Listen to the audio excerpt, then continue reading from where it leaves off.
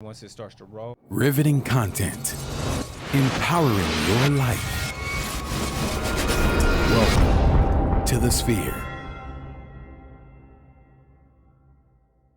This episode is sponsored by Houston Housewives of Finance. For more information on increasing your cash flow, becoming your own money manager, and to schedule your complimentary personal finance strategy, contact the Houston Housewives of Finance today at 1-844-700-4463. The Sphere Network. Looking to advertise? Join the Sphere's vast demographic reach of thousands of people all over the world. Send an email today at advertise@thesphere.tv or call us at area code 832-772-7789. Elite Dental Wellness. At Elite Dental Wellness, Dr. Ashandra Baptiste understands that one of the biggest obstacles is dental fear.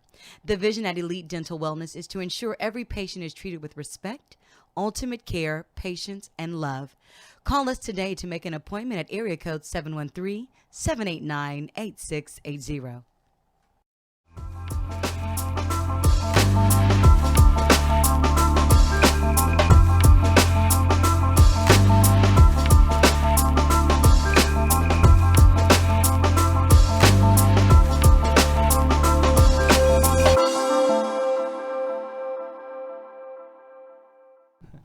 What's up, good people? Welcome back to Technocrats. I'm your host, Gary Lee, also known as G Hawkins. Of course, you can find me anywhere online, Facebook, Instagram, Twitter, Snapchat, at G Hawkins. That's G Hawkins with the Z. And I'm sitting here with the lovely Miss Ari McKinney. Ari, how are you, my dear? I'm doing well. How are you? I'm doing fine. Happy post-Thanksgiving. Thank you. And happy belated birthday to you. Oh, I appreciate that. I appreciate that. It was a good day. I shall say that. That's Definitely good. was a good day. Thanksgiving-ish, baby. I know, right? Yeah. Yeah. So what the biggest thing I want to say is that for all those out there right now, y'all are thinking about shopping. Y'all are thinking about things that happen for this Cyber Monday that's just past us. Remember, you still got all kinds of sales and things that are going on, but make sure if you're shopping for technology, and I wanted to make sure I mention this, if you're shopping for tech, don't get sucked into the tech bubble where you're diving so deep down this rabbit hole trying to find the best deals in town, because technology literally gets outdated within 6 months or so. Literally. Everything that occurs on the inside the technological sphere of things, it's gonna bounce and be gone. It's not gonna be there within probably 3 to 4 months, let alone 6 months. So please, when y'all making these decisions, when y'all buying the latest iPad, I had a conversation with someone the other day, like, should I get the iPad Pro or should I get the Pixel Slate? And my first thing was, well, do you need the iPad Pro? You know, what's your ecosystem? And it's like, okay, just utilize the regular iPad that's at $250 versus the iPad Pro, and you're spending, you know,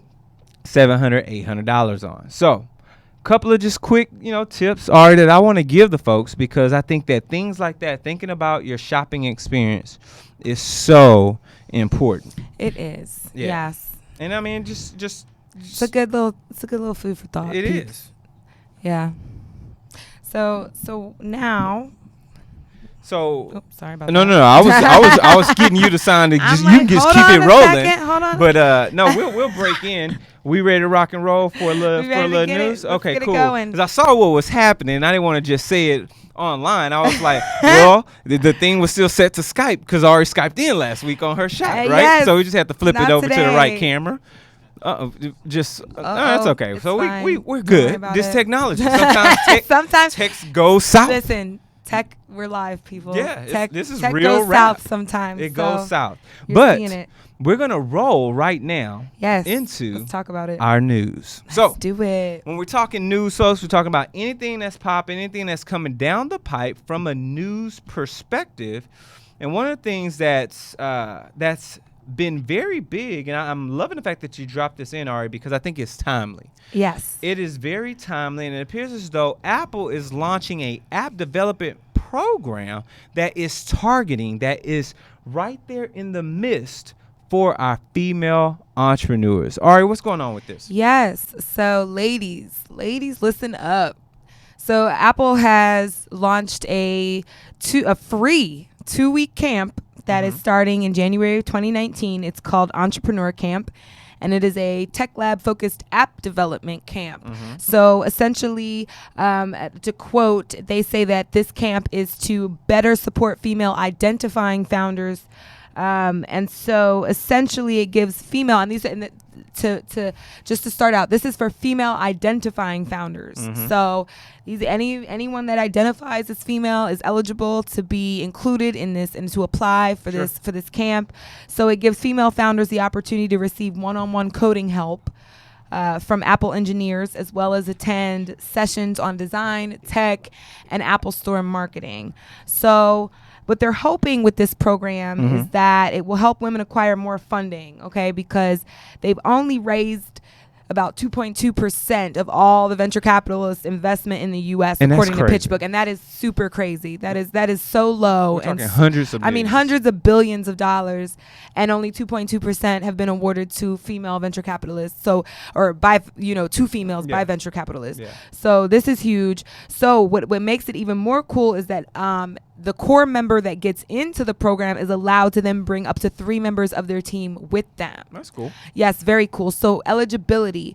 So the company must be female founded, co-founded, or female led, and they have to have at least one female on the development team. Okay, so really this is specifically meant to be a female specific program designed with all represented minorities in mind, but particularly women of color.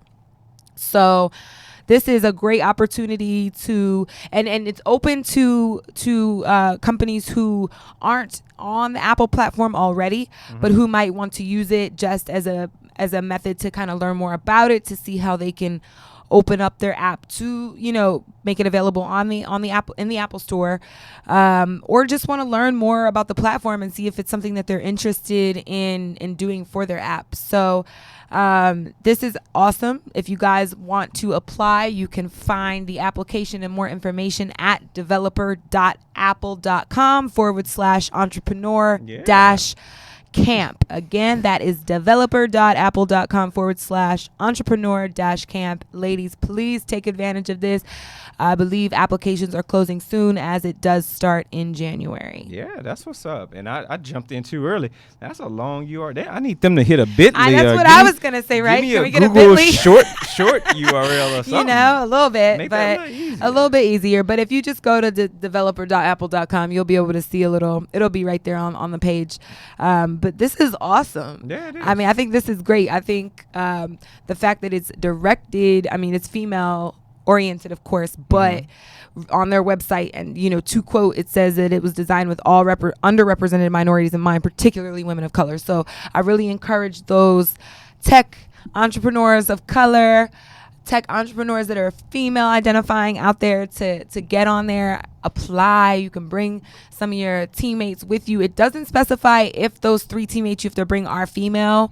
I assume so, but I don't know for sure. So that might be something you need to look into. But this is awesome opportunity for you guys. So please look into it. Take advantage if you are a female tech entrepreneur out there. Good deal. Good deal. Female salutes. So migrating from the news, we're going to roll into our digital trends. Yes. Now, digital trends is where we're talking about all things digital, all things that are happening right now. Basically, this is the hotness when it comes to technology. And I get excited, one, because I grew up wanting to be an astronaut. I just keep it a buck for those that don't know me. I wanted to be an astronaut. And so I get excited when I hear that NASA is doing great things and are moving our culture, our society, our humanity forward in the solar system. And guess what, folks? We've got a new landing over on the red planet. So check this out. Earlier on Monday, NASA landed their InSight Mars probe directly on the red planet, real close to their equator. And this was about a 7-minute touchdown that occurred. And they called the landing spot Elysium Planitia. So, and it's like a boring place on the world, basically just very smooth, plain area. So it shouldn't have much of an issue with landing. But that landing took about 7 minutes in total with the device. I think it slowed down to about 2 miles an hour. Yeah. So on its way down, simply because they didn't want to crash it. Right. So you had people on pins and needles. I mean, they were, I don't know who was watching, but they were, woo. And that celebration afterwards, I felt it with them. I was like, yes, that was amazing. And then, you know, something I thought about that was so cool is like, we are literally the first people to see images like this, like ever. Oh yeah. Our particular this century that we're in, like we've seen so much more. And I think there's a couple of images on the website that we'll put up for you all for those that are watching this via iTunes, or you're watching this via YouTube, or on our website for video podcasting. But you know, they've got some people with their hands up, people showing imagery.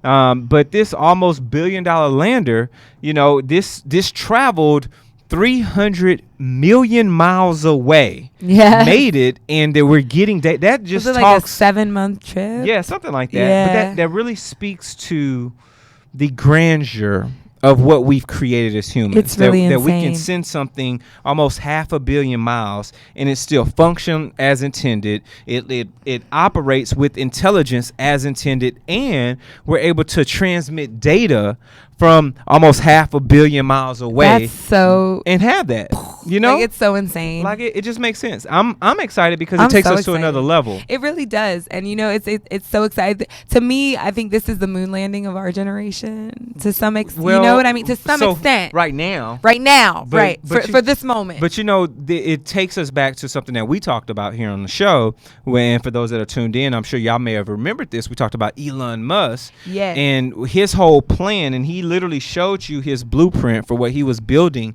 for his Mars, not lander, but the space shuttle that's gonna land and be able to take off from Mars, and what that base building would look like. And I remember him mentioning, I think either on Twitter or in a conversation, he said he's about 70% likely to actually move permanently to Mars.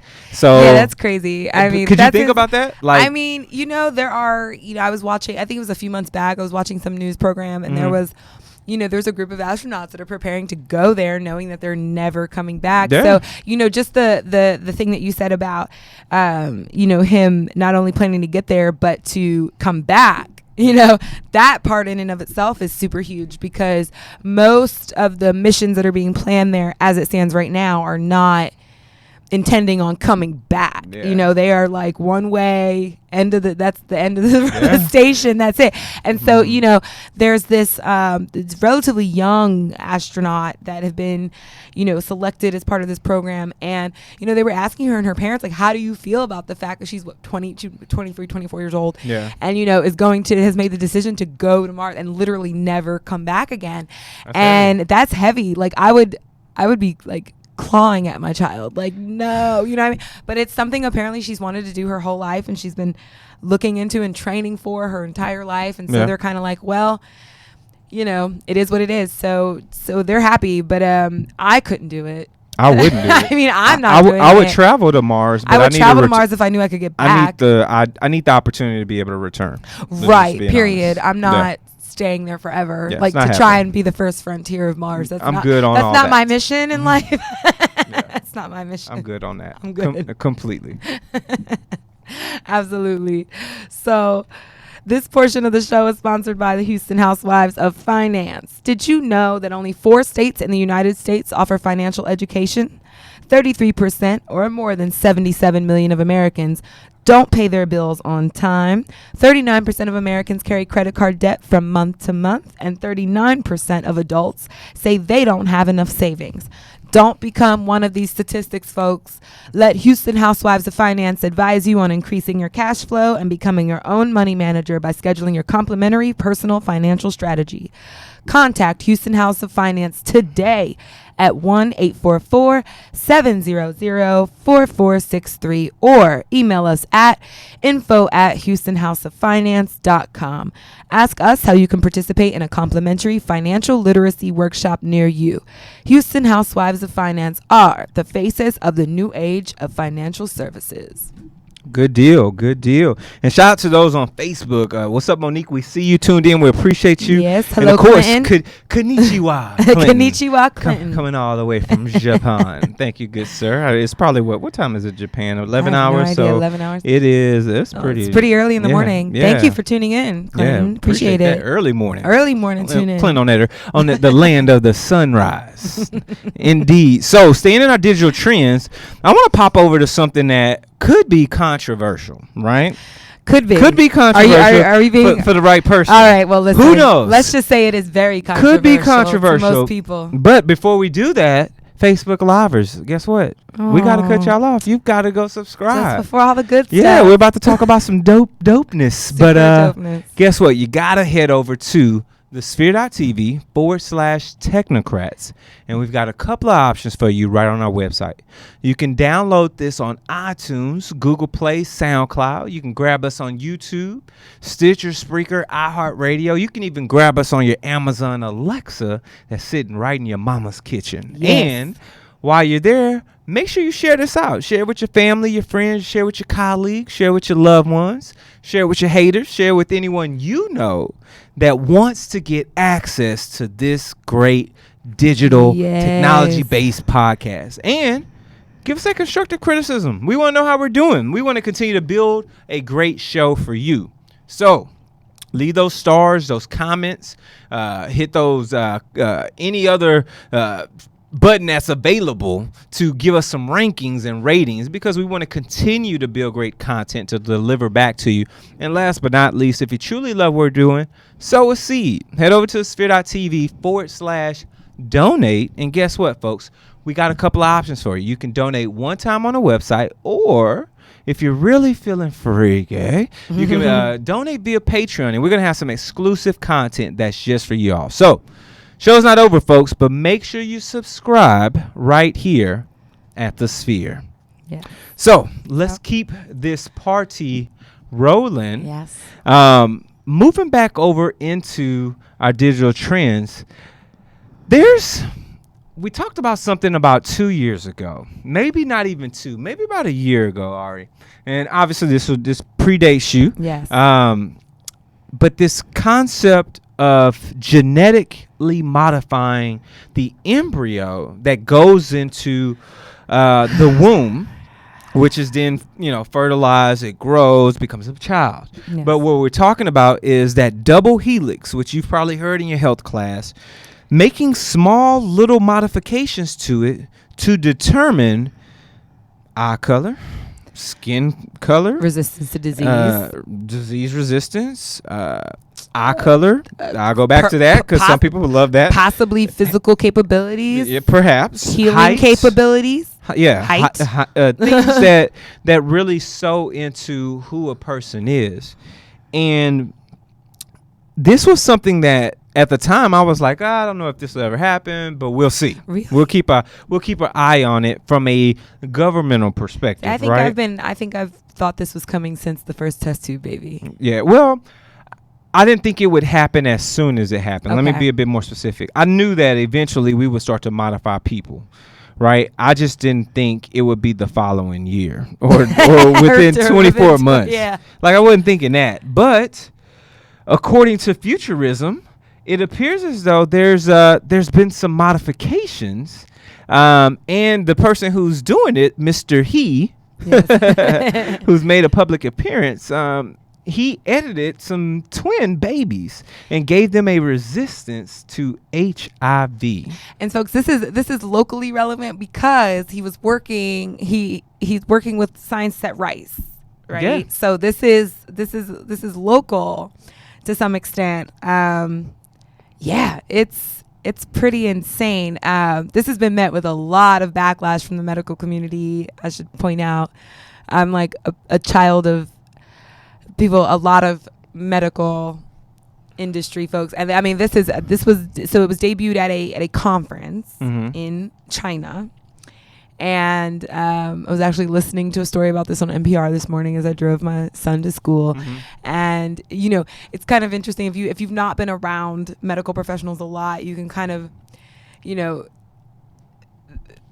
what I was hearing in that conference was a lot of kind of doctor speak for what the hell, you know what I mean? Like, what did you do? And I think it's worth noting that this is so far, news outlets are reporting this as he has claimed to have done this. No one has yet, other than himself and the apparent other researchers that were involved in the project, know for certain that this is a real thing that he has done. So we're there too. Yeah, I'm looking at some of the grilling and things like that, but I think that at the end of the day, we are so. For those out there that are tuned in that believe in evolution, you're over time. It's a timely shirt you've got on, by the way. Huh? That's a timely shirt you've got on. It is timely, right? It's quite timely to the conversation we're having, right?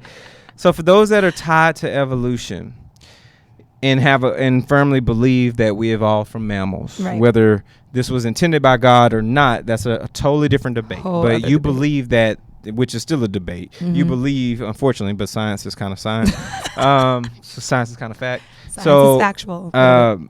Through this evolution chain, DNA changes, right? Based on environment. It does. Based on things that are external to the DNA. Yes, and DNA can change generationally. Yeah. So over time, our DNA structure will be modified based on the food that we consume right now. Our environmental, things, a lot of things. Trauma. Trauma. Yeah, we've heard about. That's why we hear generational curses, things of that nature. Yeah, trauma. But specifically with trauma, we've heard about Jewish people passing down genetic markers for those family members that had to deal with the Holocaust down to their kids, right? So these are factual things. This is not up for opinion or this is fact. These are papers on this. So I say that to say, or I bring I question you on this. Not question you, but I pose this question to you. If DNA is modified by nature, period. Then man modifying DNA to fight against something else that may have been man-made or another issue that we have created, whether it's unhealthy food or now diseases that run rampant, is that not something that we should do? So that's a very good question. Here's the thing, so let me break this down twofold. I think from what I've been reading from the scientist perspective of this, really, let me back up. I think what it comes down to for me ultimately is an ethical thing. Is it the same? I don't know. I don't know that I don't know of any personally of any research that's been done on the effects of natural evolution and the alteration of genetic material from a natural evolutionary standpoint versus a man-made standpoint. Does man have the ability to really understand what on a genetic level a human needs to evolve to survive? Well, that based on our own knowledge, I don't know that. That sounds more like an epigenetic shift, right? True. So you're in a situation, something occurs, your DNA structure changes to handle said situation versus over time. And I think you're onto something. We can look and see how it happens looking at a long length of time, right? You zoom out far enough, you get the information you need. But diving really deep and staying within a generation, right? Where I'm talking 20 years, you got kids. From one generation to the next. We're modifying how my next child will have to adapt to something. And then what does that mean for future generations? There's no, we don't know that yet. We right? won't. We won't until these kids become, and then there's the chance that when they become adults, they turn 18, they say, we don't want to participate in this anymore. At that point, it's no longer their parents' decision, right? So then how long can we actually follow these twins and see? Oh, you talking about that? I mean, shit, I don't. No, excuse me. I'm sorry. My apologies. If they don't want to be followed, that's on them.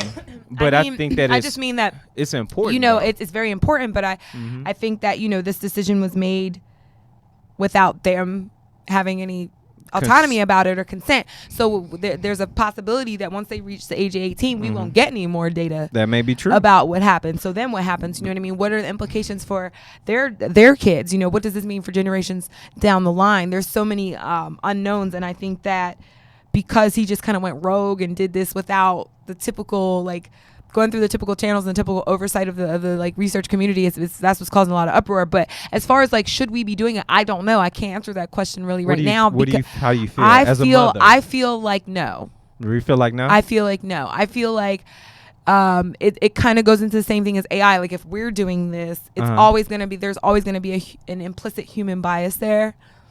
And I don't know that we can be trusted because and then what we were talking about before the show started, you know, I mean, there's just so many other things, especially given where this is taking place for me. Well, I get you, and I would stand on the opposing side and say that I think the good outweighs the bad. If I can have, if in 50 years from now, this planet is rampant with some type of disease that is now killing people, right? That is uncurable. I hear there's now an incurable strand of gonorrhea. That's like, you see what I'm saying? Like not to go left. Watch yourself, but you folks. See what I'm saying? So now we're starting to deal with diseases that we can't cure, right? No, I think this is, and I want to read it. I think this is good. I think that we're way too early right now. I don't think it's too early. I do. I think we're way too early to just start messing with like because unborn kids. There's never going to be a time where somebody's going to say now is the right time.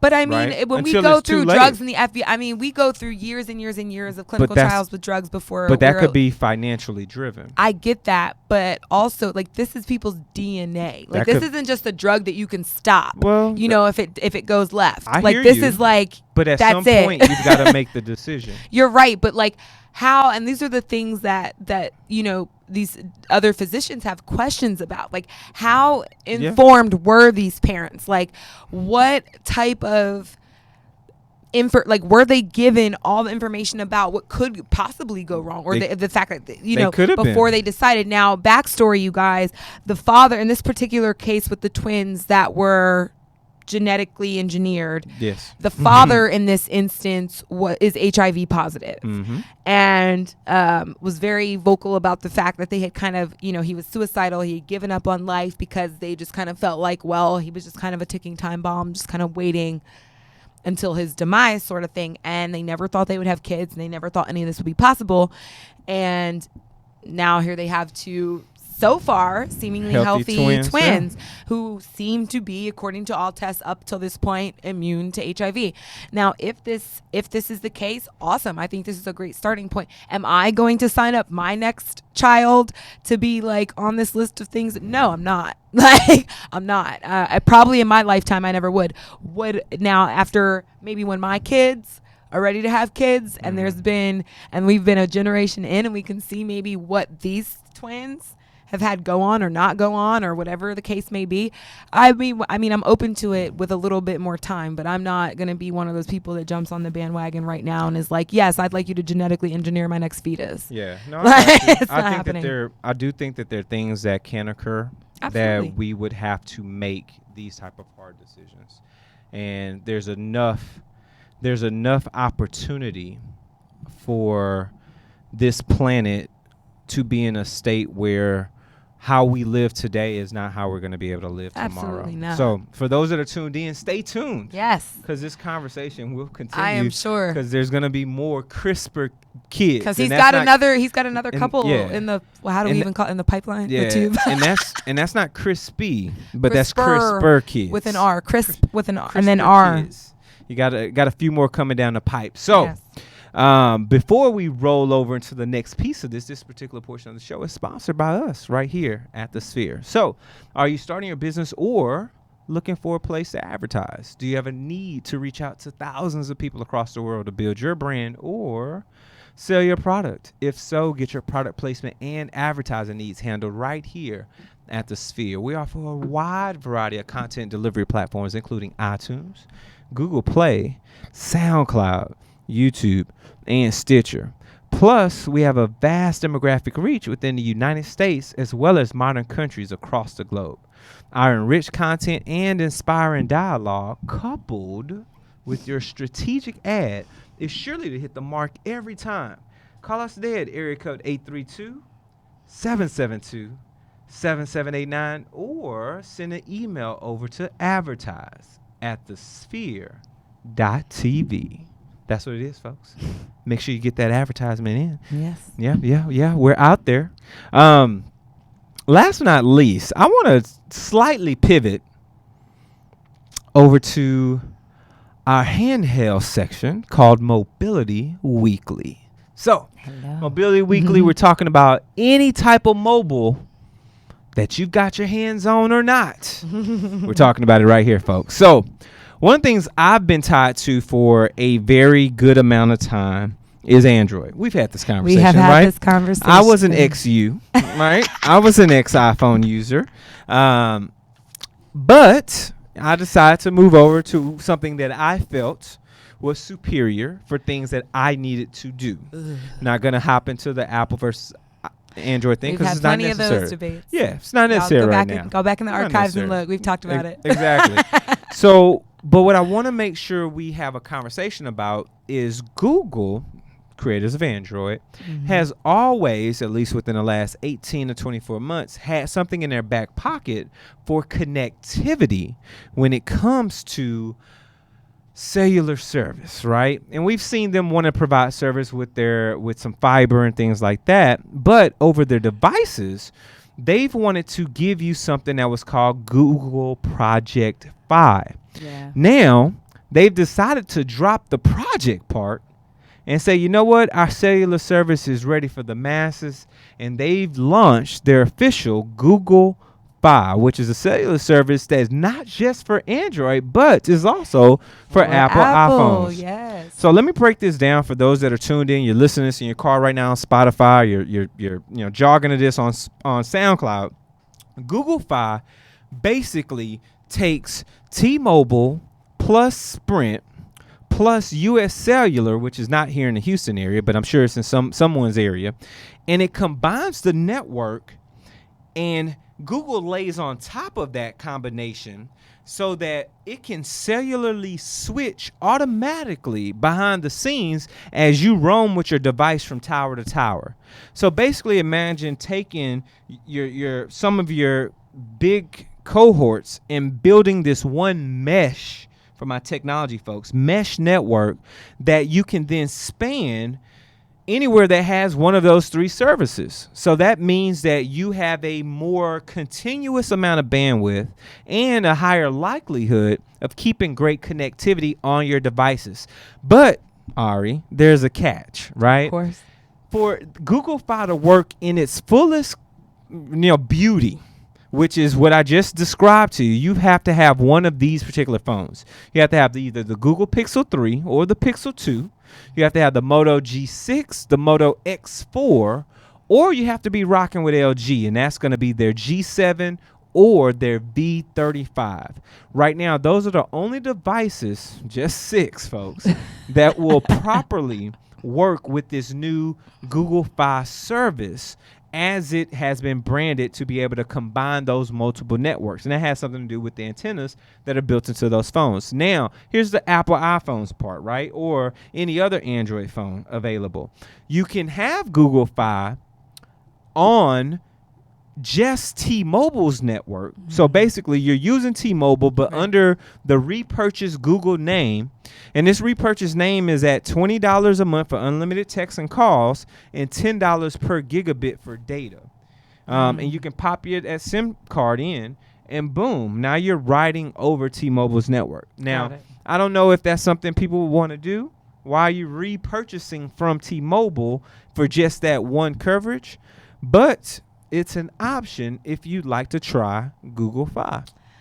I guess my main question would be exactly what you just said. Like, what you would probably know. I mean, you know this better than I would. What would be the scenarios in which someone who doesn't own one of those phones that you mentioned or is on an Apple platform, what would be a scenario where we would want to do that? Not a one. Exactly. You know? I didn't think so. Because when I read just wanted it, to make sure that I was not Yeah, no, you're not missing anything. here. So, I'm like, I don't see where this is useful at all. The only one that I see is maybe you're in an area where T-Mobile doesn't have good rate plans for whatever reason, and Google Fi's cost is the same regardless of where you're at. Okay, but I still can't see that paying $10 per gig. If maybe you're a higher talker. I don't know. But they have there's something weird that they also have, which they didn't dive too deep in. So there's a monthly cap of $80. I don't know if that means you can go. Does that mean like you as high as you want, and you won't pay more than $80? You would not spend more than $80. You can only pay for what $80 will get you. I don't know. I'm not sure. The only way I can see this being a thing is like maybe if you wanted to give one of your old phones to like a kid. Maybe. And you didn't need them surfing or doing whatever. They just need to be able to call a few numbers, text a few numbers. But you're in an area where like maybe you've got a T-Mobile phone that's contract doesn't run out for a while, and you just want to give your kid like, you know, like that would be maybe the only scenario where I could see it. But like I don't see any like grown adult being like, I'm gonna pay $10 per gig. I mean, not with the amount of data that we consume now. I mean, if you even have just like a Spotify or a Netflix on there, you're gonna run through that so fast. Yeah. That's once again $20 per month for unlimited calls and texts, which is good for a child. That's good for a child. $10 per gigabyte of data use. That's with an a lot. $80 That cap. kills me. That kills it right there for me. Yeah, I'm good on all that. I'm good. And you know, I would have tried this a long time ago. I have a dual SIM phone, so I can take both. Look at you know, fancy. I know, right? I am a little fancy. And I have a T-Mobile SIM and an AT&T SIM that are both active in my phone. So I'm able to flip between networks as needed. But I don't have a need for Google that Fi. would just be weird to me. Like I did get on the end. I got a spot. I'm sorry, an Echo Dot. Oh, look at you. What? You got a Cyber Monday? I did. They were like $30. And I was like, I'm going to do it. Generation 2s were like $20. This was a 3. Yeah, I bought 3 I got of a them 3. for the studio. I got a 3 and it was like $30. And I was like, I will take it. And I'm liking it. I'll admit, y'all. Oh, you're using it already? I'm using it. I like it. You probably just started. What kind of skills have you had? Well, no, let me not interrupt we got, what you're about to do. Yes. Because I've got questions. It's a whole. I'm sure he does. I've got questions. It's a cold. Like I said, it could be a cold day in hell before I ever get one of these. And look where I am. So, this portion of the show, ladies and gentlemen, is sponsored by Elite Dental Wellness. At Elite Dental Wellness, our vision is to create a welcoming practice that will offer exceptional dental care and a lifetime of dental wellness. We are committed to the finest possible oral care and the overall health and well-being of our patients. Elite Dental Wellness is built upon a foundation of integrity, expertise, and service. Through our commitment to modern dentistry, continuing education, and friendly atmosphere, we strive to make our patients feel that they are part of our family. Dentistry can be scary, daunting, and uncomfortable. Dr. Batiste and her team work tirelessly to ensure your comfort. Make your appointment today with Dr. Ashandra Batiste at Elite Dental Wellness by calling 713-789-8680.